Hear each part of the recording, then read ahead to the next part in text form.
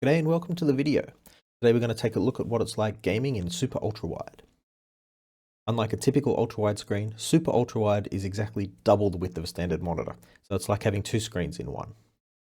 I've been using mine for about 6 months now, in a variety of game types from first-person shooters, sports games, through to real-time strategy.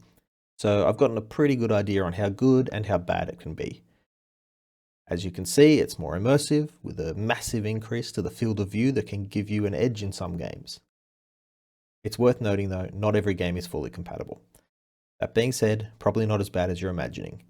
Picture black bars pressing in from the sides, negating the point in the monitor, but honestly with modern titles it's almost never the case. You're more likely to see stretching of images close to the sides of the screen. That is fairly common, and you'll see that in a couple of clips I've prepared. Then there are games with immovable UIs, where on-screen items get shifted to the edges of your vision, making it harder to check minimaps and indicators without turning your head and drawing focus away from the middle of the screen. I've prepared some transitions from standard through to ultrawide for a few games so that you can see the difference it makes. If fully supported, real-time strategy is probably the genre that has the most potential for competitive gain when using wide aspect monitors. In Age of Empires, map visibility plays a huge part in being able to spot and react to enemy raids without taking damage. Since you see more at once, you're more likely to spot enemy movement and threats earlier. On the flip side, AoE doesn't have support for movable UI, and as a result, I found it's easier to miss attacks on the minimap, which is by far the biggest drawback. I also found that it took some adjustment to get used to the wider screen when it came to shifting the camera around with the mouse. It's not a deal breaker, but it makes going back and forth harder if you want to stay competitive while playing on a laptop and then a desktop. At the same time, I definitely prefer to play it in ultrawide. It feels like having map hacks without actually having any hacks.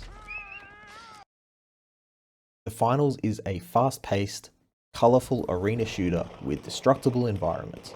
It's known for a wide variety of unique gadgets and abilities and a focus on team play.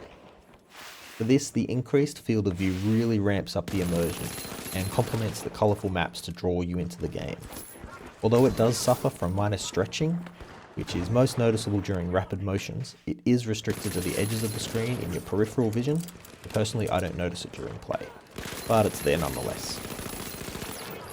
Unlike Age of Empires, you don't need to constantly watch the UI, so I've found that having it shifted out of central vision makes no practical difference.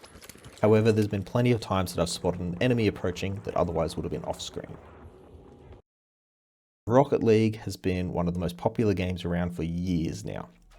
Near universal appeal, boasts a player base between 3 and 4-year-olds all the way up to people in their 70s, so it's no surprise they've maintained a top spot for so long.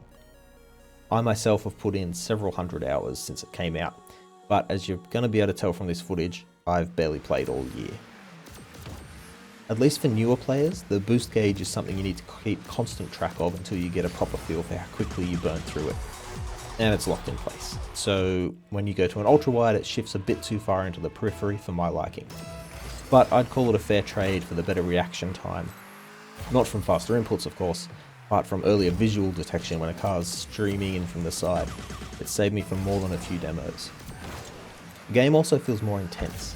There's something about having a wider view that makes your brain perceive motion as faster, and it really draws me in. Even depth perception feels increased. A game like Rocket League 100% fits the bill as being more immersive in ultrawide.